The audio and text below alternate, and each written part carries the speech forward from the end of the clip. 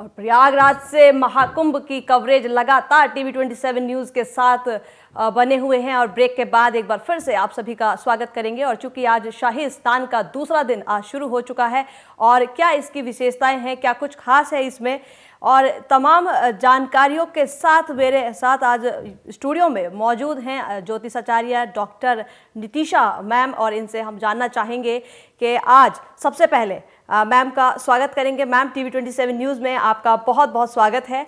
और हमारे दर्शकों को आप आज बताइएगा कि ये जो कुंभ है, महाकुंभ जो शुरू हो चुका है कल से, ये क्यों विशेष है और इस साल प्रयागराज में होने वाला महाकुंभ क्यों खास है और इसके पीछे क्या खगोलीय, क्या विज्ञान का महत्व क्या है इसका। सभी को राधे राधे और सभी को जय मां पीताम्बरा। तो जैसे कि महाकुंभ की शुरुआत हो चुकी है और आज अमृत शाही स्नान भी सुबह 6 बजे से ही चालू हो चुका है, स्टार्ट हो चुका है। तो ये पहले तो महाकुंभ क्यों विशेष है? हर 12 साल के बाद गुरु की एक परिक्रमा पूरी होने पर एक कुंभ लगता है। अब 12 वर्षों तक जब गुरु 12 परिक्रमा को पूरा करता है तो महाकुंभ की शुरुआत होती है। पौष माह की पूर्णिमा से महाकुंभ की शुरुआत हो चुकी है और आज है अमृत स्नान, जहाँ पे हम देख रहे हैं कि सुबह महानिर्वाणी अखाड़े से शुरुआत की गई। ये स्नान आज लगभग 9 से 9:30 घंटे तक चलने वाला है। तो सभी 13 अखाड़े अपने अपने समय के अनुसार आज स्नान करेंगे। और आज का जो महास्नान है, जो महाशाही स्नान है, अमृत स्नान है, वो इतना विशेष इसलिए भी है क्योंकि सभी अखाड़े अपनी एक पूरी रथ यात्रा के साथ इस महाकुंभ में स्नान करने आ रहे हैं। और 13 के 13 अखाड़े पूरा दिन जो स्नान चलने वाला है बहुत विशेष रहने वाला है, क्योंकि सभी साधु संतों, सभी महात्मा, सभी नागा साधु के स्नान करने के उपरांत ही जब हम नॉर्मल कॉमन मैन स्नान करेंगे तो इस नदी से जो संगम का जो स्नान है, जो शाही स्नान है, उसका विशेष अमृत कलश की बूंदों का होने के साथ साथ उसका महत्व भी बढ़ जाता है। तो ये 12 घंटे पूरा शुरू हो चुका है क्योंकि सुबह से ही रथ यात्रा निकलनी शुरू हो चुकी थी और पूरे 12 घंटे ये विशेष रथ यात्राएं निकलेंगी और सभी अपने अपने अखाड़ों के साथ, अपने अपने देवताओं के साथ, क्योंकि हर अखाड़े के देवता भी अलग हैं। तो 13 अखाड़े, उनके साथ उनके देवता, जैसे किसी अखाड़े के साथ गणेश जी जुड़े हैं, किसी के साथ कार्तिकेय जी जुड़े हैं, उनके अपने अपने देवताओं के साथ आज उस अखाड़े के महंत, साधु, महात्मा, नागा साधु स्नान करेंगे। जी, आपसे जानना चाहूँगी कि क्या धार्मिक और आध्यात्मिक महत्व से अगर देखा जाए तो क्या कुंभ में स्नान करने से जीवन में कोई विशेष बदलाव आ सकता है? बिल्कुल। एक तो मानव जीवन में ये जो स्नान है वो लास्ट है, मतलब अब हमारे जीवन में तो ये नहीं आएगा, हमारी अगली पीढ़ी के जीवन में आएगा, लेकिन हमारे जीवन में तो नहीं आएगा। तो हर मानव जीवन के लिए ये जो पर्व है ये एक ही बार पड़ने वाला पर्व है। इसके बाद ये जीवन में आपके ये पर्व नहीं पड़ेगा। तो ये विशेष हो ही जाता है क्योंकि एक ही बार पड़ रहा है पूरे जीवन काल में। दूसरा मैं कहूँगी ये महास्नान क्यों है, क्योंकि आप देखिए ना कि गुरु 12 साल के बाद जब पूरा राशि परिवर्तन करते हुए पृथ्वी का एक चक्र लगा करके आते हैं तब एक कुंभ की शुरुआत होती है। जी, जब गुरु वृषभ राशि में होते हैं और सूर्य महाराज मकर राशि में गोचर करते हैं तो एक कुंभ की शुरुआत होती है। 12 × 12 करने पर 144 साल आ जाते हैं जी। और कहा जाता है कि ये नक्षत्र और ग्रहों की वो ऊर्जा है जिस दिन अमृत कलश की वो 4 बूंदें जो पृथ्वी पर गिरी थी उसका भी फल हमें मिल जाता है। यानी हमारे 100 वर्षों तक की गई तपस्या का फल ये शाही स्नान को करने से, दान इत्यादि, मंत्र इत्यादि करने से हमें ये फल प्राप्त हो जाता है। तो ये और भी ज़्यादा महत्वपूर्ण हो जाता है क्योंकि 100 अगर हम तपस्या कर रहे हैं 100 वर्षों तक, जी राइट, और वही तपस्या हम कुछ देर के स्नान, दान, मंत्र आदि को कमा के अगर प्राप्त कर सकते हैं तो बहुत विशेष बात है ये। जी। और यहाँ ये भी जानना चाहूँगी कि क्या इस बार जो विशेष कुंभ है इसमें इसको विशेष कुंभ ही क्यों कहा जा रहा है हर बार? जी, विशेष कुंभ इसलिए भी कहा जा रहा है क्योंकि जो इस साल का नक्षत्रीय और ग्रह के जो संयोग बन रहे हैं उसको हम देखें। पहली बात तो गुरु एक साल में सिर्फ एक राशि में गोचर करते हैं, लेकिन इस साल वो 3 राशियों में एक साल के अंदर गोचर कर रहे हैं। जी। पहले वो वृषभ राशि में है, साल की शुरुआत में वो वृषभ राशि में गोचर करेंगे, मई में वो जाएंगे मिथुन राशि में और उसके उपरांत वो अपनी उच्च की राशि कर्क राशि में गोचर करेंगे। तो ये 3 राशि का गोचर अपने आप में स्पेशल हो जाता है। एक ग्रह जो एक साल में एक ही राशि में रहता है वो एक ही साल में 3 राशियों में आगे पीछे हो रहा है, अतिचारी हो रहा है, तो ये बहुत स्पेशल मूवमेंट है। दूसरा, अगर मैं सूर्य देवता की बात करूं तो वो धनु राशि से निकलकर आज मकर राशि में 9:03 पे शुरुआत हो चुकी है मकर संक्रांति की। तो मकर संक्रांति अपने आप में ही विशेष हो जाता है और 2082 संवत के अनुसार इस साल जो अभी हमारा विक्रम संवत लगेगा उसके राजा भी सूर्य ग्रह पढ़ने वाले हैं, मंत्री भी सूर्य ग्रह पढ़ने वाले हैं। तो ये जो नक्षत्रीय ऊर्जा है और आज पुष्य नक्षत्र होने के साथ साथ ये मकर संक्रांति की जो शुरुआत हुई है, ये पूरा विशेष नक्षत्रीय ग्रहों को दिखा रहा है कि हमारे जीवन में कुछ विशेष लाभ और विशेष अंतर भी अब हमारे जीवन में आएगा। तो जितने श्रद्धालु आज तो बहुत ज़्यादा भीड़ है, कल से भी ज़्यादा, तो श्रद्धालु आज जुड़ चुके हैं और ये पुष्य नक्षत्र का स्नान हमारे जीवन में श्री यानी लक्ष्मी जी की कृपा को भी दिखाता है। तो पुष्य नक्षत्र के साथ पढ़ने के कारण आर्थिक स्थिति, श्री यानी लक्ष्मी, सभी की धन की स्थिति के साथ भी इसे जोड़कर देखा जा रहा है। तो ये बहुत ही पावरफुल हो जाता है। जी। और ये भी जानना चाहूँगी कि इस बार मेले में, क्योंकि आध्यात्म की दृष्टि से इसको हम देखना चाह रहे हैं, जो श्रद्धालु यहाँ आएंगे उनको ये किस तरह से मानसिक और शारीरिक शक्ति को किस तरह से ये ऊर्जा देगा? जी, पहले तो ये संगम का स्नान है और अमृत कलश की कुछ बूंदों के ऊर्जा के कारण ये बहुत ही ज़्यादा ऊर्जावान हो गया है। तो पहला तो स्नान ही बहुत ऊर्जावान है जो हमारे मानसिक, शारीरिक, हमारे 7 चक्रास को बैलेंस कर रहा है। दूसरा, मकर संक्रांति के पर्व पर होने के कारण आज आप देख रहे हैं कि आज अमृत स्नान, शाही स्नान इतने श्रद्धालु पहुँचे हुए हैं और जिसमें हम यूथ को बहुत देख रहे हैं, बच्चों को भी देख रहे हैं। इतनी कड़कती ठंड में बुजुर्गों के साथ साथ बच्चों का, यूथ का जुड़ना ही बहुत बड़ी बात है। दूसरा, अगर हम नक्षत्र और ग्रहों को अगर हम बहुत ध्यान से देखते हैं तो ये स्नान इसलिए भी बहुत ज़्यादा विशेष हो जाता है कि जब हम सूर्य देवता को जल दे रहे हैं, क्योंकि आज सूर्य देवता शनि ग्रह से मिल रहे हैं। आज हम लोगों ने स्नान किया, उसके उपरांत सूर्य देवता को जल दिया।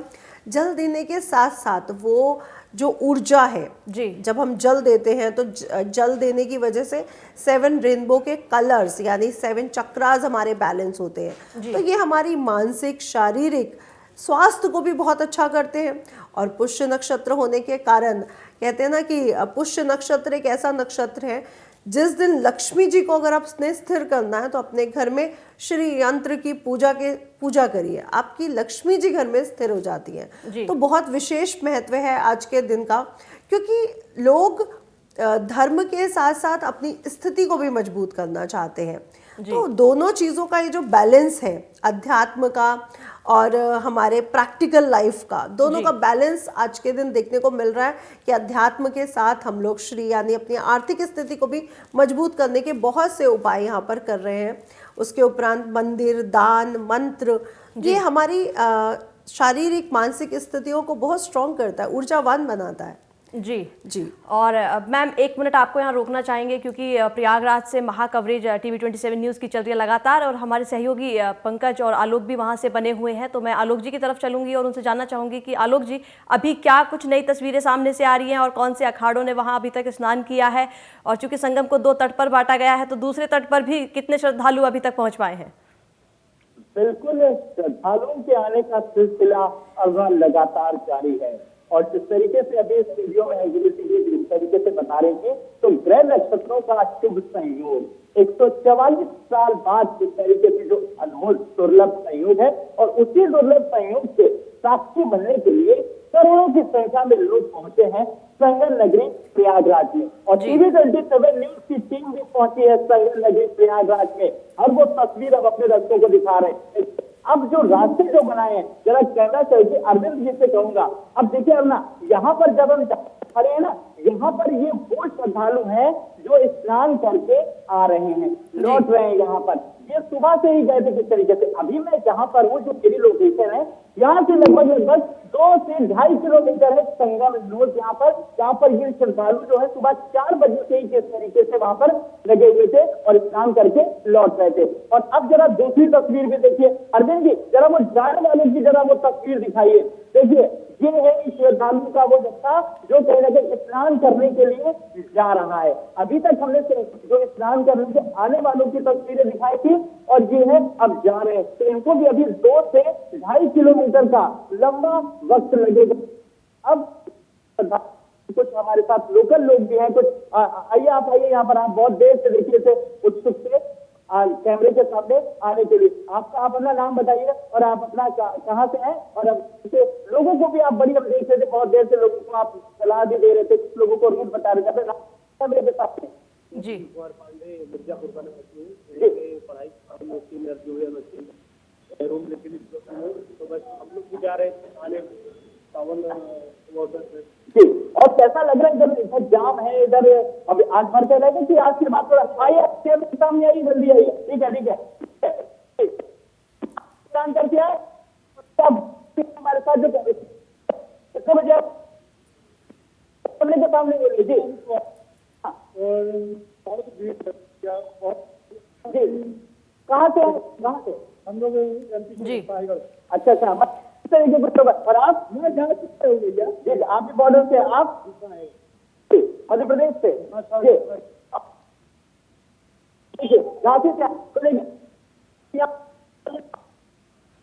आलोक जी, अभी आपकी आवाज क्लियर नहीं आ रही है मुझे। मैं पंकज जी की तरफ आना चाहूंगी। पंकज जी, अभी क्या कुछ और नई तस्वीरें सामने से आ रही हैं? जी बिल्कुल, देखिए अभी जो कल्पना की जा रही थी उससे कहीं बढ़कर आप देख सकती हैं, कैमरामैन से कहेंगे वो दिखाएं। और अयोध्या डिपो की बस आके यहाँ पे रुकी हुई है प्रयागराज में, और जैसे साधु संतों का फिर एक जत्था आगे बढ़ता हुआ यहाँ से दिखाई दे रहा है। यानी लगातार हर मिनट पे एक बस आके रुक रही है यहाँ पे। और जो संगम रोड है वहां से काफी दूर पर ही भारी वाहनों को रोका जा रहा है, यानी जो श्रद्धालु है वो आराम से जा सके, उनको कोई परेशानी ना हो, कोई दिक्कत ना हो, उसके लिए सरकार की तरफ से, प्रशासन की तरफ से ये व्यवस्था लगाई गई है।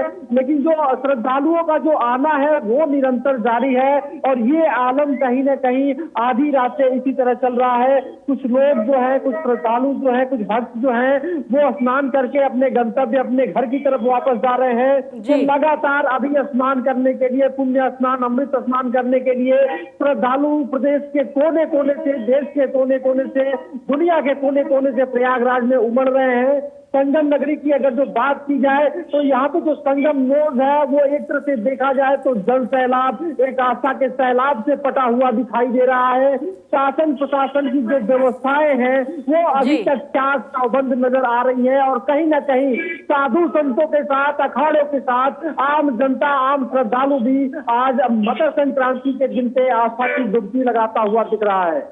जी पंकज जी, बने रहिए हमारे साथ। और चूंकि आप बताया ही है कि टीवी 27 की महा कवरेज प्रयागराज से लगातार चल रही है, और इसी बीच स्टूडियो में भी हमारे साथ मैम बनी हुई हैं।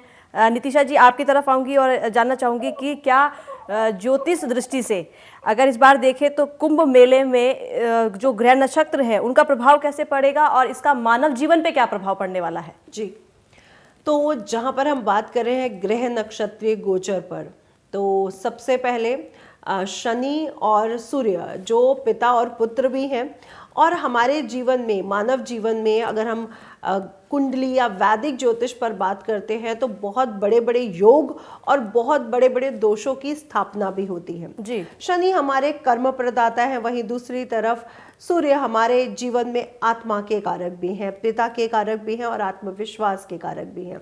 सूर्य और शनि का ये संगम पिता पुत्र का संगम है, जहाँ पे पिता शनि यानी अपने पुत्र के घर आए हैं और पुत्र यहाँ पर अपने पिता से मिलने आ रहे हैं। जी। तो यह संगम हमारे लिए इसलिए भी बहुत विशेष हो जाता है क्योंकि हमारे जीवन में जितने भी कुदोष हैं उनको भी समाप्त करता है। यानी ये हमारी पिछली 3 जो पूर्वज रहे हैं उनसे संबंधित हमें अच्छे शुभ प्रभावों को भी दिलवा सकता है और आने वाली हमारी 3 पीढ़ियों को भी इसका असर, इसका फल देखने को मिल सकता है। सूर्य मकर राशि में प्रवेश करना, पुष्य नक्षत्र का होना, चंद्रमा का गोचर करना और गुरु का अतिचारी होकर के आगे बढ़ना, यानी बहुत तेज स्पीड से वो आगे बढ़ चुके हैं। और अभी कुछ ही दिनों में मार्च के करीब जब शनि महाराज गुरु की राशि मीन राशि में जाएंगे, तब तक शनि महाराज ने शश योग भी बनाया हुआ है अपनी ही राशि कुंभ राशि में। तो ये जो योग है, पुष्य नक्षत्र का होना, शश योग होना, सूर्य देवता का मकर राशि में दशम भाव में, सूर्य वैसे भी दिग्बल को प्राप्त करते हैं, तो दशम भाव में दिग्बल को प्राप्त कर लेना, ये सभी जो युतियां बनती है ये बहुत शुभ प्रभाव दे रही हैं मानव जीवन पर। मानव जीवन पर इसका ये शुभ प्रभाव पड़ेगा कि लोगों में अपने नेतृत्व की भावना जागेगी, उनका आत्मविश्वास ज़्यादा स्ट्रांग होगा। और मैं तो ये कहूँगी लोगों में जो डिप्रेशन, एंजाइटी बहुत सालों में हमने देखी है, जो पहले कभी सुनने को भी नहीं मिलता था, वो भी अब अगर इस समय को वो बहुत अपने जीवन में इस समय की ऊर्जा को उतारते हैं, तो आगे आने वाले जीवन में वो ऊर्जा उनके जीवन में बहुत पॉजिटिव रिजल्ट लाएगी। करेज हमारे जीवन में है, हमारे पास करेज है, लेकिन हम अपने करेज को, हम अपनी हिम्मत को सही जगह पर लगाते नहीं हैं। जी। अब मैं ये देख रही हूँ कि इतने श्रद्धालु, इतनी भीड़ उमड़ रही है और जिसमें आप लोग खुद देख रहे हैं कि यूथ बहुत है, तो जो हमारे नौजवान हैं वो इस चीज़ को, हमारे सनातन धर्म के पहलू को, महत्व को समझते हुए आगे बढ़ रहे हैं और अपने अंदर, अपने जीवन में अपनी मानसिक और शारीरिक ऊर्जा को वो खुद फील करेंगे और देखेंगे कि सनातन धर्म में बहुत ताकत है और बहुत विज्ञान इसके साथ जुड़ा हुआ है। जी।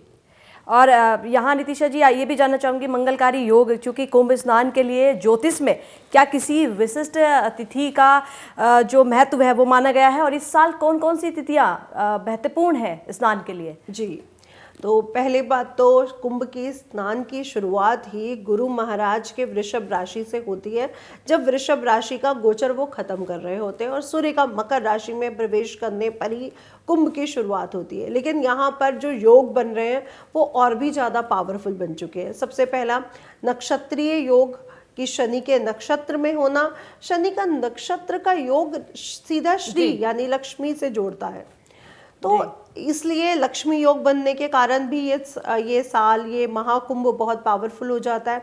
मंगल योग बनने के कारण भी बहुत ज़्यादा पावरफुल हो जाता है, क्योंकि आप अगर हम ग्रह नक्षत्रों को देख रहे हैं तो मंगल का मिथुन राशि और आगे कर्क राशि में गोचर करना, कर्क राशि में खुद चंद्रमा का चले जाना, तो वो नीच भंग राजयोग की स्थापना होना, गुरु का उच्च का होना ये साल के कुछ ही दिनों में, तो ये सब जो योग बन रहे हैं मानव जीवन, मानव कल्याण पर भी असर डाल रहे हैं, हमारे प्रकृति पर भी असर डालते हैं, हमारे नेचर पर भी असर डालते हैं। तो ये योग तो बहुत स्ट्रांग है, जिसके कारण हमारे जीवन में बहुत से चेंजेस देखने को मिल रहे हैं। और आपने देखा कि पोष पूर्णमासी से एक व्रत की शुरुआत हुई है, जिसे महाकल्प व्रत की शुरुआत कहते हैं। तो बहुत से लोग 45 डेज तक अब व्रत में हैं, जहाँ पे वो तुलसी, केला और जौ को रोप कर अपने व्रत की शुरुआत कर चुके हैं। ये 45 डेज, ये इतनी कड़कती सर्दी में हमारे प्रयागराज, हमारे संगम के किनारे पर ही रहने वाले और पूरे व्रत के साथ रहने वाले हैं। इसमें बहुत साधना है, इसमें बहुत तपस्या है इस व्रत में, इतनी सर्दी के अंदर। और आप देख रहे हैं कि इतनी ठंड है और संगम तट का किनारा है, तो बहुत सुविधाएं ऐसी नहीं होंगी कि वहाँ पे बहुत वैसी सुविधाएं हैं। तो ये तपस्या बहुत महत्वपूर्ण है और लोगों ने, इतने लाखों लोगों ने इस तपस्या को ग्रहण किया वहाँ पर, और 45 डेज ये वहाँ पर चलने वाली है। जी। और जैसा हमने बताया कि महाकुंभ की पूरी कवरेज टीवी 27 न्यूज़ के साथ बनी हुई है लगातार, तो मेरे दोनों सहयोगी ग्राउंड से खड़े हुए हैं, मैं उनकी तरफ आऊँगी। आलोक जी, चूँकि श्री पंचदशनाम जी अखाड़े का आह्वान सुबह 8 बजे का था, तो क्या उनका स्नान अभी हो चुका है और कौन से अखाड़े अभी स्नान की तरफ बढ़ रहे हैं?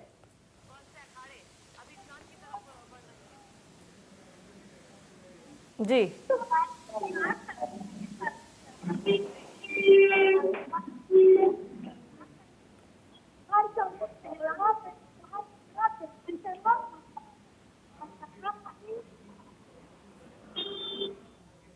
जी आलोक जी, आप तक मेरी आवाज नहीं पहुंच पा रही है, शायद कुछ तकनीकी की वजह से आवाज नहीं पहुंच पा रही है।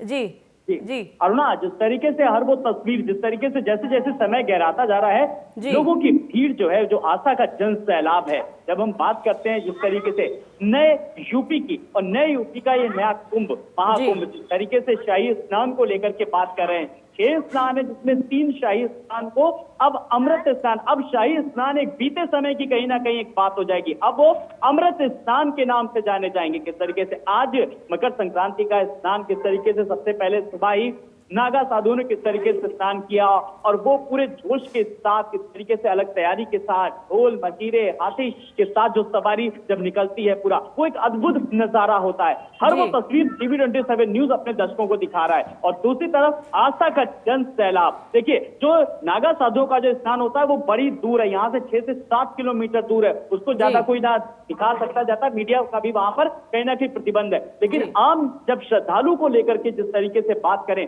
जब संगम नोज, जब जहां पर गंगा जमुना और अदृश्य सरस्वती जहां पर मिलन होता है, वो जब संगम नोज है, वहां पर बड़ी संख्या में लोग पुण्य की लाभ के लिए पहुंच रहे हैं। और आज जिस तरीके से मकर संक्रांति का पर्व जो नहीं जा पा रहे हैं, उनके लिए टीवी 27 न्यूज अपने दर्शकों को हर वो तस्वीर दिखा रहा है। तो एक बार फिर से जरा एक बार वो तस्वीर दिखाइए अरविंद जी, मैं चाहूंगा अपने कैमरा सहयोगी से। देखिए अब ये लोग जाते हुए जरा देख रहे हैं, अब पहले देखिए ये आते हुए लोग आ रहे हैं, ये स्नान करते हुए लोग आ रहे हैं, और अब ये तस्वीरें देखिए, ये लोग जाते हुए जो जा रहे हैं, लगभग यहाँ से 2 से 2.5 किलोमीटर जो है वो है संगम नोज। तो लोगों का उत्साह किस तरीके से जरा भी कम नहीं है, वो तस्वीरों के जरिए देखा जा सकता है। तो हर तस्वीर टीवी 27 न्यूज अपने दर्शकों को घर बैठे दिखा रहा है और पुण्य की प्राप्ति किस तरीके से लोग कर रहे हैं। कुछ आस्था की डुबकी लगा रहे हैं, कुछ आने वाले श्रद्धालु हैं, कुछ डुबकी लगा के आ रहे हैं। अरुणा जी, और पंकज जी भी बने हुए हैं, मौजूद हैं वहीं से। पंकज जी, नई तस्वीरें और क्या आ रही है, अभी क्या कुछ सामने से आ रहा है निकल के? जी देखिए, अभी यहाँ पर जो है कि श्रद्धालुओं का आना लगातार जारी है, सतत जारी है। अगर जो स्नान की बात की जाए, जिसे शाही स्नान अमृत स्नान कहा जा रहा है, उसकी अगर जो बात की जाए तो महानिर्वाणी अखाड़ा और शंभू पंचायती अटल अखाड़ा इसने स्नान कर लिया है। निरंजनी अखाड़ा और पंचायती अखाड़ा आनंद ने भी स्नान कर लिया है, अपना शाही स्नान पूर्ण कर लिया है। और जो तीसरा स्नान हो रहा है वो पंच दशानन जूना अखाड़ा और इसके साथ साथ पंचाग्नि अखाड़ा, आह्वान अखाड़ा, ये स्नान अभी चल रहा है। तो कहीं न कहीं अखाड़ों का स्नान लगातार सतत जारी है। और उसके बगल में जो संगम में दूसरी तरफ आम जनता के लिए व्यवस्था की गई है, वो मध्य रात्रि से वहां भी स्नान लगातार जारी है। प्रदेश के कोने कोने से, देश के कोने कोने से, जो बाकी स्टेटों से जो लोग आ रहे हैं, वो लगातार जो है कि संगम की तरफ आगे बढ़ रहे हैं। और जो श्रद्धालु पाप और पुण्य के जो है कि दूरियों को मिटाने के लिए महापुण्य स्नान, महाकुंभ मेले में स्नान कर रहे हैं, जिसको अमृत स्नान कहा जाता है, वो पुण्य स्नान ले रहे हैं। वो लेने के बाद अपने गंतव्य की तरफ बढ़ रहे हैं। कहीं ना कहीं काफी महत्व होता है महाकुंभ का।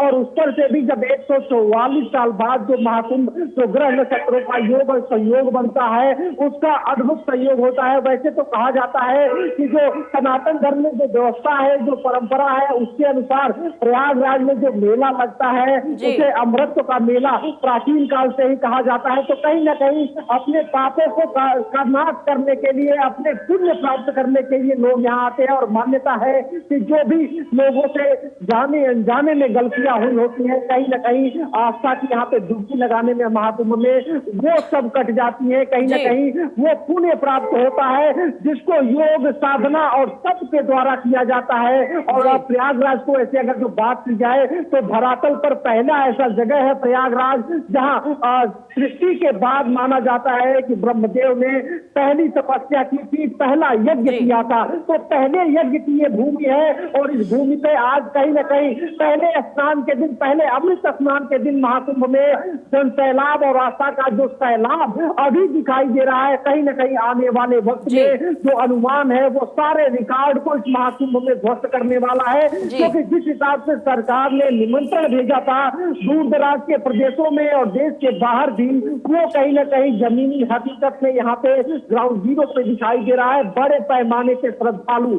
आकर के संगम में स्नान कर रहे हैं, अब पुण्य का स्नान कर रहे हैं, अमृत स्नान कर रहे हैं, आस्था की डुबकी लगा रहे हैं। एक तरह से देखा जाए तो पूरा उत्तर प्रदेश प्रयागराज के साथ साथ भक्तिमय बना हुआ है। आस्था की डुबकी चारों ओर चहुओर दिखाई दे रही है। प्रयागराज की जो छटा है कहीं न कहीं सबका ध्यान आकृष्ट कर रही है, और जो लोग यहाँ नहीं आ पाए हैं, जाहिर सी बात है कहीं न कहीं अपने टीवी स्क्रीन पे इन सबकी तस्वीरों को देख रहे होंगे, और आने वाले वक्त में जो बाकी स्नान है उसमें पहुंचने की कोशिश करेंगे।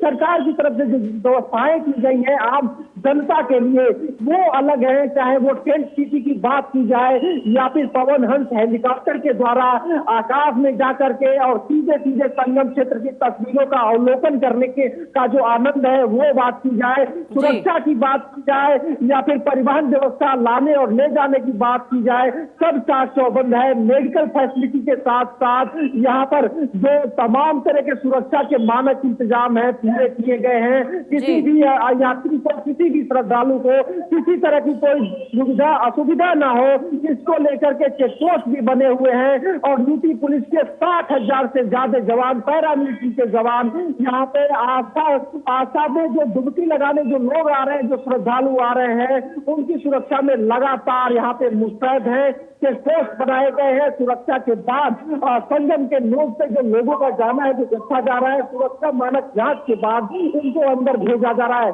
तो कहीं ना कहीं देखा जाए तो बहुत बड़ा सैलाब है। संसार का सबसे बड़ा आस्था का संगम, सबसे बड़ा मेला आज प्रयागराज की धरती पे संगम से दिखाई देता हुआ दिख रहा है।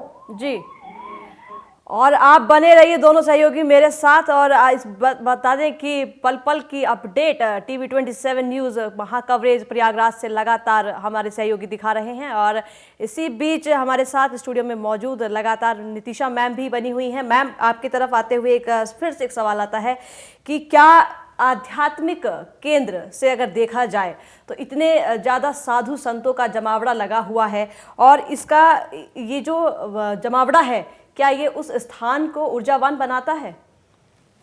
जी बिल्कुल, इतने विदेशों से, पूरे विश्व से संत, महात्मा, नागा साधु, इतने बड़े बड़े पुरुष, आदि पुरुष, महात्मा जुड़े हुए हैं, तो बिल्कुल उनकी ऊर्जा का तो बिल्कुल हमारे जीवन में बहुत असर पड़ता है। आपने देखा ही है हमारे सनातन धर्म में, कभी किसी आप बड़े साधु संत के पास जाइए तो वो जल्दी पैर छूने नहीं देते हैं। हमारे पैरों के अंदर वो पॉजिटिव एनर्जी होती है जो दूसरे के दुखों को भी रिलीज कर सकती है। इसलिए सनातन धर्म में पैर छूने की परंपरा को रखा गया, और गुरु या फिर घर के जो बड़े होते हैं वो सिर पे हाथ रख के आशीर्वाद देते हैं। तो सिर से हमारे जो बैड एनर्जीज है, बुरी नकारात्मक शक्तियां हैं, जो हमारे सर्कमस्टांसेस हमारे आसपास रहती हैं, उसको रिलीज कर सकते हैं। जी, तो जब पैर छूने में इतनी ऊर्जा हो सकती है, तो जिस भूमि पर इतने संतों की चरण धूलि है, चरण पड़े हैं, तो वो चरण धूलि कितनी ज़्यादा ऊर्जावान, कितनी ज़्यादा शक्तिशाली, कितनी ज़्यादा ताकतवर होगी। और हमारे जो तपस्वी हैं, हमारे जो साधु महात्मा, स्पेशली नागा साधु हैं, इनकी तपस्या आप देखिए, हिमालय पर्वत पर 0 डिग्री से भी माइनस में 30-40 डिग्री तक चले जाने के उपरांत इनकी जो तपस्या का बल है, तप का बल है, ना इनको ठंड लगती है, ना इनको गर्मी लगती है, ना जाने कहाँ से आते हैं, ना जाने कहाँ चले जाते हैं। और अगर हम इनकी बात करें तो ये अखाड़ों से रिलेटेड है, इनके अखाड़े होते हैं। तो ये जो पर्टिकुलर, जैसे कुछ उज्जैन में है, कुछ प्रयागराज में है, कुछ बनारस में है, कुछ हरिद्वार में है, ये अपने अखाड़ों से रिलेशन रखते हैं। और जब भी कोई सांस्कृतिक कार्यक्रम होते हैं ये वहाँ पर उपस्थित होते हैं, अपनी उपस्थिति दर्ज करवाते हैं, और उसके उपरांत ये अपनी ऊर्जा को और तपस्या को और ज़्यादा शक्तिशाली रखने के लिए अपनी तप में लीन रहते हैं। अपने अपने कार्यों में जो इनकी तपस्या, साधना से जुड़े हुए कार्य है, उनसे जुड़े होने के कारण ये थोड़ा बिजी रहते हैं और अपनी तपस्या को और भी ज़्यादा बलशाली बनाते रहते हैं। इसलिए ये बहुत ज़्यादा नॉर्मल लोगों के साथ कभी जुड़ते नहीं हैं। और आपने देखा कि इतने साधु महात्मा तपस्वी पहुँचे हुए हैं, नागा साधु पहुँचे हुए हैं, ये कैसे आते हैं, कैसे जाते हैं, ये कोई भी ना देख पाता है, ना किसी को पता है कि वो वहाँ पहुँचते कैसे हैं। तो ये इनकी तपस्या का बल है, इनका का बल है कि इनको यहाँ तक पहुँचते हुए भी लोग नहीं देख पा रहे कि ट्रेन से आ रहे हैं, प्लेन से आ रहे हैं या बाई रोड आ रहे हैं जी। और जो हमारे उसमें लिखा है कि 4 लाख से ज़्यादा है, ये तो नोटेड है, इनकी तो वो लिखी गई है कि हाँ इतने लोग इसमें दर्ज कराए गए हैं। इससे ज़्यादा भी हैं जो अभी शायद दर्ज नहीं हो पाए हैं पूरे विश्व से लेके। तो हम ये देख रहे हैं कि किसी देश की जो सेना है उससे भी ज़्यादा हमारे सनातन धर्म के संरक्षक नागा साधु, साधु महात्मा, मठाधीश, महंत हमारे सनातन धर्म के रक्षक हैं, 4 लाख से भी ज़्यादा। जी जी। और यहाँ नितिशा जी ये भी जानना चाहूँगी कि कुंभ मेले से जुड़ी हुई ऐसी कौन सी कहानियाँ, पौराणिक कथाएं प्रचलित हैं, क्या उनका आज आधुनिक समय में प्रासंगिक होगा, माना जाएगा? जी बिल्कुल। तो पहली बात तो मैं महाकुंभ की अगर बात करूं तो कुंभ की शुरुआत एक श्राप से भी हुई है। अब आप उस श्राप को अपने लिए बहुत शुभ तत्व को लेकर समझे या अशुभ तत्व को। तो दुर्वासा ऋषि का एक श्राप जिसने शुरुआत कराई कुंभ की जी। तो ये हमारे स्कंद पुराण, हमारे जो ग्रंथ हैं वहाँ से हमें मिलती है कि देवासुर संग्राम चला, जो बहुत लाखों वर्षों तक देवासुर संग्राम हुआ। देवासुर संग्राम के बाद सभी देवता उस युद्ध में विजय हुए। विजयश्री प्राप्ति के बाद उनको अपने जो इंद्रलोक है, पूरे सुखों को, विलासता को दिखाता हुआ इंद्रलोक कहा जाता है कि देवताओं में जो इंद्र की जो पदवी है, जो इंद्रलोक है, वो इतना विलासता से भरा हुआ है कि वहाँ पे सभी सुख है। तो वो लोग लीन हो गए, सभी देवता अपने विलासता में लीन हो गए। इतने में दुर्वासा ऋषि इंद्रदेव से मिलने इंद्रलोक पहुंचे, बट इंद्र जी ने उनको इतनी इम्पोर्टेंस नहीं दी, उनका अपमान किया, इनफैक्ट उनकी तरफ देखा भी नहीं। तो दुर्वासा ऋषि ने उनको श्राप दिया कि ये जो जितनी भी लक्ष्मी, जितना भी धन है तुम्हारे पास, जितना भी ऐश्वर्य है, जितने भी रत्न हैं, ये सब लिप्त हो जाए। तभी सभी रत्न माँ लक्ष्मी के साथ समुद्र में जाकर लीन हो गए। अब उस के बाद राजा बलि ने इंद्रलोक पर आक्रमण कर दिया, क्योंकि अब इंद्र के पास कोई ताकत तो रही नहीं जी। इसके उपरांत राजा बलि जो असुरों के राजा थे, वो उनको इंद्र लोक की प्राप्ति हुई और इंद्र जी को, सभी देवताओं को बहुत पश्चाताप हुआ कि हाँ उनसे गलती तो हुई है। अब उन्होंने विष्णु जी के पास गए और विष्णु जी को बोले कि अब क्या किया जाए। तो विष्णु जी ने उनको एडवाइस दी कि समुद्र मंथन करना पड़ेगा और श्री यानी लक्ष्मी जी को भी बाहर आना पड़ेगा। उसके उपरांत समुद्र मंथन हुआ, जिसमें कि हम जानते हैं कि विष भी निकला और अमृत भी निकला। तो मैं पहले कहूँगी विष क्यों निकला और लक्ष्मी जी के बाद ही क्यों निकला। तो जहाँ श्री यानी धन होता है, वहाँ पे घमंड बहुत ज़्यादा हो जाता है, आप देखते ही है ना। तो विष हमारे अंदर, हमारी जो हमारा प्राउड है, हमारा घमंड है, उसको हमें कम करना चाहिए। जो हम कहते हैं ना, हम बहुत अभिमानी हो जाते हैं जी। तो अभिमान है हमारे जीवन का विष। अगर आप लोग भी अपने जीवन में अपने अभिमान को कंठ में रख लो, इसको अंदर ना जाने दो, तो ये हमारे जीवन में बहुत सकारात्मक प्रभाव लाता है। उसके बाद अमृत कलश निकला। अमृत कलश के निकलते ही फिर से देवताओं और असुरों में थोड़ा सा युद्ध हुआ अमृत कलश के पान के लिए, जहाँ पे हमने देखा कि कुछ बूंदे, 4 बूंदे पृथ्वी लोक पर गिरी, जो हरिद्वार, उज्जैन, नासिक और प्रयागराज पर गिरने के कारण यहीं पर अर्धकुंभ, कुंभ और महाकुंभ। नितिशा जी, यहाँ मैं आपसे थोड़ा फिर से इसमें जानकारी और एड ऑन करवाना चाहूंगी कि आपने बताया कि ये जो अमृत कलश निकला और इसी से जो बूंदे गिरी, उसके बावजूद जाकर के कहीं 4 बार से लगातार ये चीज़ें बनी, चाहे वो उज्जैन हो, नासिक हो, प्रयागराज हो या हरिद्वार हो। तो इस पर प्लीज़ बताइए, क्योंकि दर्शकों को ये जानना बेहद ज़रूरी हो जाता है कि कुंभ आखिर विशेष क्यों है। जी, तो ये 4 बूंदे हरिद्वार, नासिक, उज्जैन और प्रयागराज में गिरने के कारण ये 4 जो स्थान हैं जहाँ पर कुंभ का मेला या अर्ध कुंभ का मेला लगता है। लेकिन महाकुंभ का मेला हर 144 वर्ष के बाद प्रयागराज में लगता है, क्योंकि प्रयागराज की जो भूमि है वो संगम त्रिनदियों का संगम होने के कारण और भी ज़्यादा ऊर्जावान हो जाता है, जिसमें सरस्वती नदी को लिप्त कहा गया है। कहा जाता है कि दिखती नहीं है, लेकिन ये स्वर्ग से आई हुई वो नदी है जो हमारे जीवन में ज्ञान को लाती है।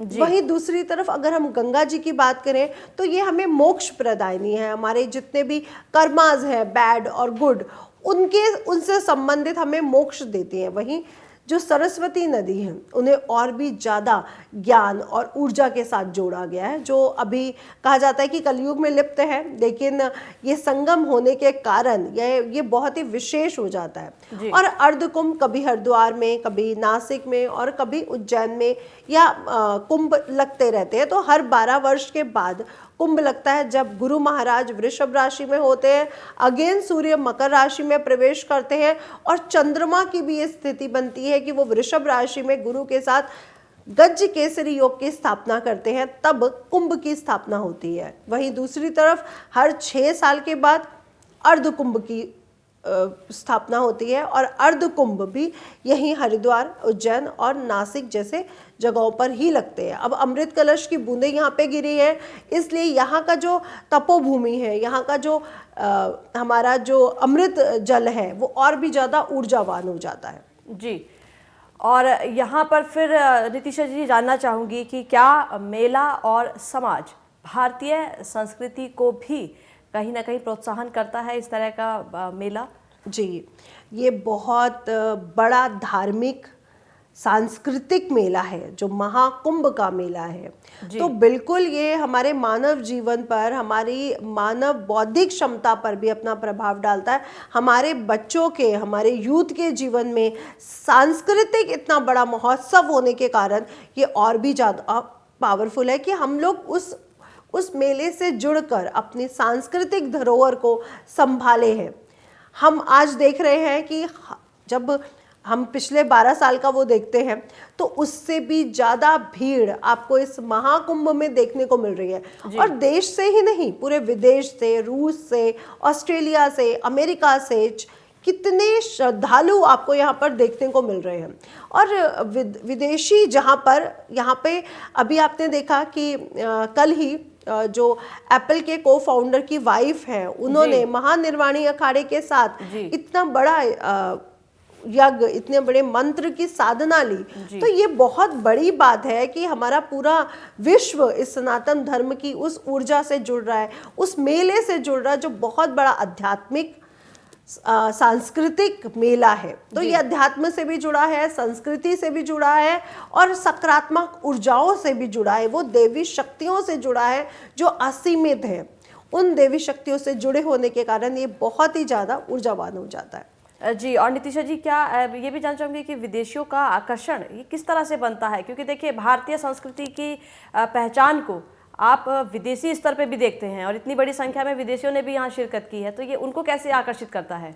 जी, तो सनातन धर्म वो विज्ञान है जिसके अंदर ही ज्योतिष विज्ञान भी आता है, गणित विज्ञान भी आता है, आयुर्वेदिक विज्ञान भी आता है। तो जितना भी विज्ञान है, चाहे वो आज प्लेन उड़ रहे हैं या वो आर्टिफिशियल डिफेंस AI की बात करें या फिर हमारे चिकित्सा विज्ञान की बात करें, तो एक सनातन धर्म ही है जिसमें सारे विज्ञान आते हैं। गणित विज्ञान है, इसमें अंक शास्त्र भी है, इसमें सामुद्रिक शास्त्र भी है, इसमें वास्तु शास्त्र भी है, इसमें आयुर्वेद भी है, इसी में ही सारे शास्त्र आते हैं। तो सनातन धर्म, आपने देखा कि योग से ही योग हमारे सनातन धर्म से ही निकला है।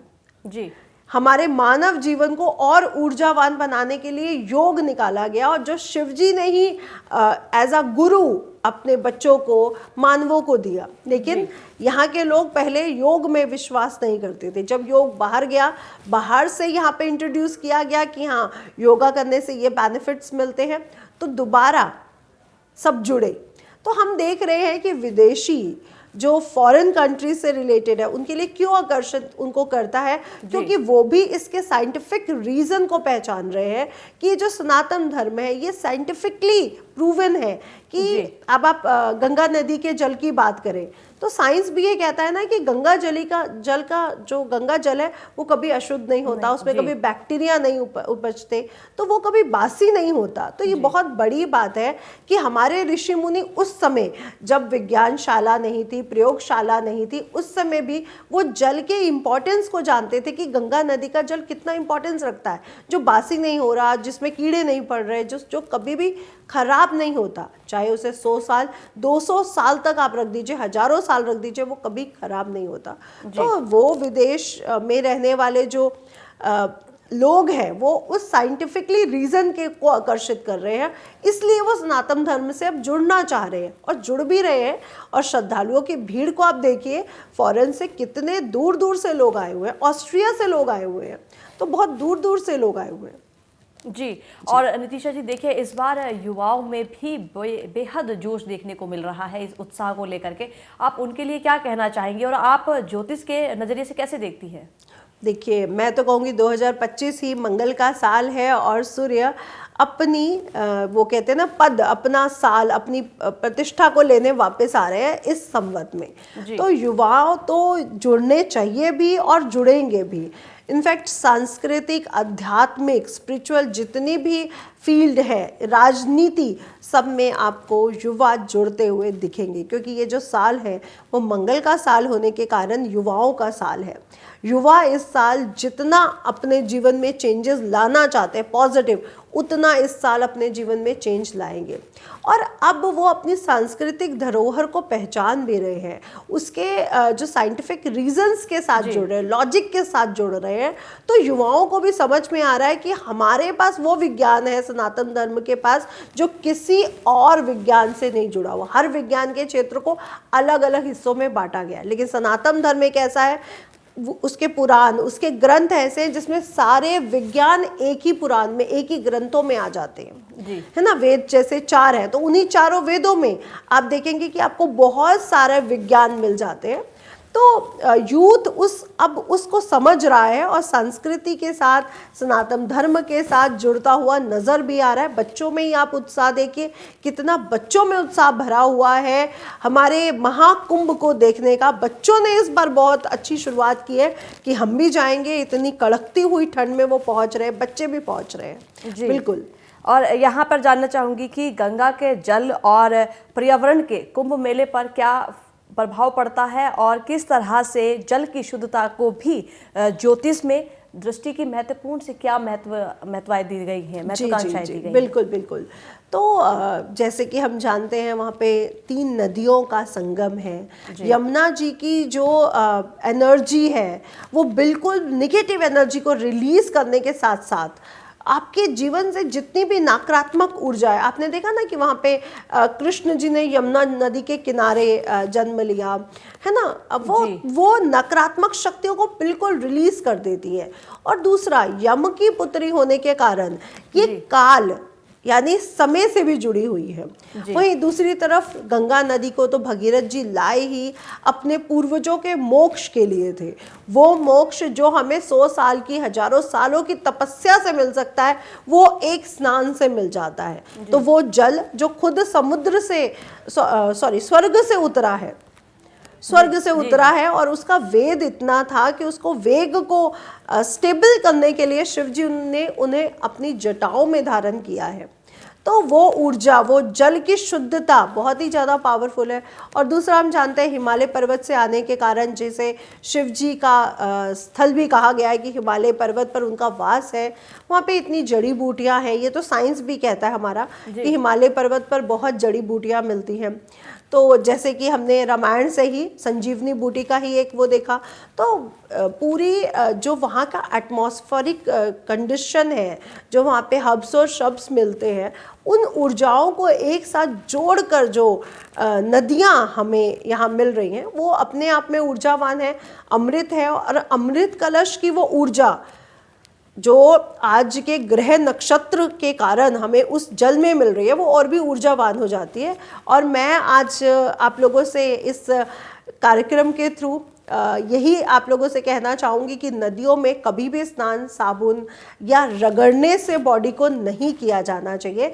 ये हमारे शास्त्रों में लिखा है कि आप जब भी कोई गंगा स्नान या कोई भी स्नान करें, नदियों में कोई भी स्नान करें, तो आपको अपने शरीर को रगड़ना नहीं है, आपको सिर्फ जाना है, मंत्रों का उच्चारण करते हुए डुबकी लगानी है और डुबकी से ही आपका स्नान हो जाता है। तो जो लोग साबुन या अन्य चीज़ों का इस्तेमाल कर रहे हैं वो कृपया ना करें और अपने बॉडी को रगड़े नहीं, क्योंकि यहाँ पे बॉडी को रगड़ना हमारे शास्त्रों में मना किया गया है। तो आपने कभी भी किसी साधु संत को, नागा साधु को कभी भी अपने शरीर को रगड़ते हुए नहीं देखा होगा, साफ करते नहीं देखा कि कपड़े धो रहे हैं या कुछ भी नहीं। तो इन बातों का अगर आप ध्यान रखते हो तो उसकी अलौकिक शक्तियां हमारे साथ हमेशा के हमेशा जुड़ी रहेंगी। जी, और ये भी जानना चाहूँगी क्योंकि इस बार महाकुंभ में बहुत तरह के तैयारी बदलाव किए गए हैं, तो क्या ये ज्योतिष को भी प्रभाव करते हैं कहीं ना कहीं? जी बिल्कुल। जब सूर्य देवता आ ही रहे हैं अपने पद को संभालने, अपनी प्रकृति को संभालने, तो ये हमारे राजनीतिक पहलू पर भी बहुत असर डालते हैं। और इस साल हम देख ही रहे हैं कि हमारे योगी जी ने, हमारे प्रधानमंत्री जी ने कितने अच्छे अरेंजमेंट्स किए हैं, विभाग उन्होंने कितने अच्छे से मेंटेन किए हुए उनके विभागों ने, चाहे विदेशी आए हैं, चाहे जो जनरल लोग हैं वो स्नान कर रहे हैं, या बड़े बड़े साधु महात्मा ऋषि मुनि जो स्नान कर रहे हैं। तो ये चेंजेस, ये जो परिवर्तन हम देख रहे हैं, जो बड़े पॉजिटिव परिवर्तन देख रहे हैं, ये कहीं ना कहीं ग्रह नक्षत्र ज्योतिष से जुड़ा ही है, क्योंकि ये जो साल है मंगल यानी सेनापति सरकार से जुड़ा हुआ है। और अभी कुछ ही समय में जब विक्रम संवत चेंज होगा, जब हमारे नवरात्रों से मार्च महीने से हमारा जो विक्रम संवत चेंज होता है, तो सूर्य की जो ऊर्जा है वो जुड़ने के कारण, और आज मकर संक्रांति है, दिग्बल को सूर्य प्राप्त हो रहे हैं, तो ये जो ऊर्जाएं हैं ये सरकार को और भी ज़्यादा शक्तिशाली बना रही है। और सरकार का इन फैसलों में जुड़ना मानव जीवन के कल्याण के लिए, सांस्कृतिक कार्यक्रमों के उत्थान के लिए ये बहुत स्पेशल है। आप देख रहे हैं कि कार्यक्रम का मेंटेनेंस बहुत अच्छी है, हर चीज़ का ध्यान रखा गया है, चाहे शौचालय है, चाहे अलाव है, बहुत चीज़ों का ध्यान रखा गया है। पुलिस शासन इसमें बहुत अच्छी भूमिका अदा कर रही हैं। और आप देख रहे कितने कितने किलोमीटर्स लोग अगर पैदल चल के वहाँ पहुँच रहे हैं, तो उनको ऐसी कोई कठिनाइयों का सामना नहीं करना पड़ रहा। हाँ, मौसम सर्द है वो एक अलग बात है, लेकिन किसी और चीज़ों की वजह से उनको कोई ऐसा सामना नहीं करना पड़ रहा। बिल्कुल। नितिशा जी, यहाँ पे ये भी जानना चाहूँगी क्योंकि प्रयागराज में बहुत सारे जो मंदिर हैं वो स्थित हैं, तो उनको ज्योतिष की दृष्टि में क्या महत्व वो रखते हैं, क्या कहना चाहेंगी ज्योतिष के भाव में? तो मैं आपसे सभी से कहना चाहूँगी, आप प्रयागराज की भूमि पर हैं, उस भूमि पर हैं जहाँ के चमत्कारिक मंदिर, स्पेशली जो लेटे हुए हनुमान जी हैं, जिनकी 20 फीट की मूर्ति है। और आपको ये जान के भी बहुत अचंभा होगा, ये गूगल भी आप कर सकते हैं कि ये जो मंदिर है, जब मुगलों ने शासन कर रहे थे हमारे भारत पर, उस समय आक्रमण में ये मंदिर तोड़ने की पूरी वो रखी गई थी। लेकिन ये इतना चमत्कारिक मंदिर है कि वो मूर्ति 6 से 7 फीट अंदर है जमीन से, वो और भी अंदर धंसनी शुरू हो गई थी। तो इस मूर्ति को, इस मंदिर को मुगल कुछ भी नहीं नुकसान पहुंचा पाए, बिल्कुल नहीं तोड़ पाए। और कहा जाता है कि जब श्री राम जी सीता जी को लेकर लंका से अयोध्या आए थे, उसी समय हनुमान जी ने जो बहुत थक चुके थे, वो उन्होंने यहाँ पे विश्राम किया था। वहाँ पे सोने के कारण, थोड़ी देर विश्राम करने के कारण ये मूर्ति लेटी हुई है। और लेटी हुई हनुमान जी की मूर्ति आपको बहुत अधिक कहीं पे भी देखने को नहीं मिलती है। यहीं दूसरी तरफ भक्ति करते हुए हनुमान जी की मूर्ति आपको हर जगह देखने को मिल जाती है। तो ये बहुत चमत्कारिक मंदिर है। आप लोग भी अगर यहाँ पर हैं, प्रयागराज में हैं, गंगा स्नान कर रहे हैं, तो उसके उपरांत यहाँ पर दर्शन करना बिल्कुल भी मत भूलिए। आपकी हर मनोकामना ये मंदिर पूरी करता है, क्योंकि बहुत चमत्कारिक मंदिर है। जिन जिन श्रद्धालुओं ने यहाँ पे अपनी मनोकामना हेतु मन्नतें मांगी है, उनकी पूर्ण हुई है। तो ये बहुत पावरफुल, बहुत ऊर्जावान मंदिर है। और मैं आप सभी से कहूँगी 2025 साल ही मंगल का है। इस साल जिसने हनुमान जी को मना लिया, उसके जीवन में हर अच्छी पॉजिटिव ऊर्जा पैसे के साथ, शक्तियों के साथ जुड़ती हुई इस साल आपको देखने को ज़रूर मिलेगी। आपके जीवन में सफलता ज़रूर आएगी। और ये भी जानना चाहेंगे यहाँ पे कि क्या कुंभ जैसे आयोजनों से भारत को एक वैश्विक स्तर पर एक अलग पहचान मिलती है? हाँ बिल्कुल, हमारा सनातन धर्म ही भारत को ही नहीं, हमारे सनातन धर्म को ही ऊंचा रखता है कि ये विज्ञान से जुड़ा है, ये लॉजिक से जुड़ा है। और दूसरा, भारत पूरे विश्व कल्याण के लिए लगा हुआ है। ये जो जितने भी साधु महात्मा संत हैं, ये सब विश्व कल्याण की बात कर रहे हैं, ये विश्व कल्याण के लिए तपस्या कर रहे हैं। ये सिर्फ यहाँ पे भारत या और कंट्रीज़ की बात नहीं है, ये पूरे विश्व कल्याण के लिए जुड़े हुए हैं। तो ये भारत पूरे विश्व में अपने नाम को, अपनी सांस्कृतिक विरासतों को आगे रखते हुए आगे बढ़ रहा है। और आप देख रहे हैं कि तभी तो विदेशी हमारी सांस्कृतिक विरासत से इतना जुड़ना चाह रहे हैं, वहाँ तक पहुँच रहे हैं, इतनी दूर दूर से लोग आए हुए हैं और बहुत भारी संख्या में लोग आए हुए हैं। जी जी, तो ये थी हमारे साथ नितिशा जी, जिन्होंने कुंभ से जुड़े हुए तमाम बातें बताई। जहां उन्होंने कहा कि कुंभ में जब आप स्नान करें तो विशेष रूप से ये ध्यान रखें कि किसी प्रकार का साबुन और इस तरह के कोई भी पदार्थ का इस्तेमाल ना करें, उसका स्नान उसके साथ ना करें। और साथ ही उन्होंने बताया कि युवाओं के लिए कितना महत्वपूर्ण हो सकता है, ज्योतिष की दृष्टि में भारत की वैश्विक स्तर पर क्या पहचान हो सकती है, और कुंभ में जितने भी मंदिर हैं उनकी अपनी क्या आस्थाएं हैं, क्या उनके पौराणिक कहानियां हैं, ये सब कुछ जानकारी नितिशा जी ने हमें दी। और तमाम जानकारी के लिए नितिशा जी आपका TV27 न्यूज़ में बहुत बहुत शुक्रिया, धन्यवाद। और चूंकि मैंने बताया कि TV27 न्यूज़ की महा कवरेज लगातार प्रयागराज से जारी है, और रुकेंगे एक छोटे से ब्रेक के लिए, जल्द लौटेंगे।